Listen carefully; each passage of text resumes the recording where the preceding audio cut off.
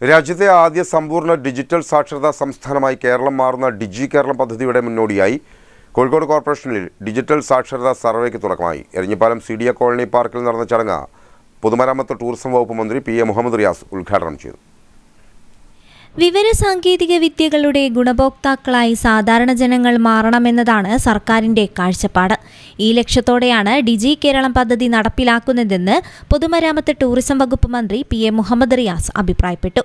രാജ്യത്തെ ആദ്യ സമ്പൂർണ്ണ ഡിജിറ്റൽ സാക്ഷരതാ സംസ്ഥാനമായി കേരളം മാറുന്ന ഡിജി കേരളം പദ്ധതിയുടെ മുന്നോടിയായി കോഴിക്കോട് കോർപ്പറേഷനിൽ ആരംഭിച്ച ഡിജിറ്റൽ സാക്ഷരതാ സർവേ ഉദ്ഘാടനം ചെയ്ത് സംസാരിക്കുകയായിരുന്നു അദ്ദേഹം.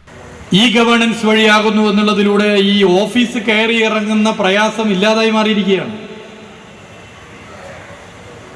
അത് ചെറിയൊരു കാര്യമല്ല, വലിയൊരു കാര്യമാണ്. ചെലവും കുറയുകയാണ്. വളരെ കുറഞ്ഞ ചെലവിൽ വളരെ വേഗത്തിലാണ് സർക്കാർ സേവനങ്ങൾ ലഭിക്കുക എന്നത് സാധാരണ മനുഷ്യനെ സംബന്ധിച്ചിടത്തോളം അത് വലിയൊരു നേട്ടമാണ്. പിന്നെ സുതാര്യത ഉറപ്പുവരുത്താൻ പറ്റുന്നു എന്നുള്ളതാണ് ഇതിൻ്റെ ഏറ്റവും വലിയ ഗുണം. വിവിധ വകുപ്പുകളിൽ നിന്നുള്ള 900-ലേറെ സേവനങ്ങൾ ഇതിനകം ഓൺലൈനായി കഴിഞ്ഞു. ഭരണനിർവഹണം കൂടുതൽ സുതാര്യവും കാര്യക്ഷമവുമാക്കാൻ ഗവേണൻസ് സംവിധാനത്തിലൂടെ സാധിച്ചു. എരഞ്ഞിപ്പാലം CDA കോളനി പാർക്കിൽ നടന്ന ചടങ്ങിൽ മേയർ ഡോക്ടർ ബീന ഫിലിപ്പ് അധ്യക്ഷയായി.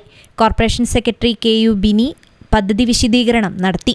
ചടങ്ങിൽ deputy mayor CP Musafar Ahammed, corporation സ്ഥിരം സമിതി അധ്യക്ഷന്മാരായ C രേഖ, നവാസ് പൂനൂർ തുടങ്ങിയവർ സംസാരിച്ചു.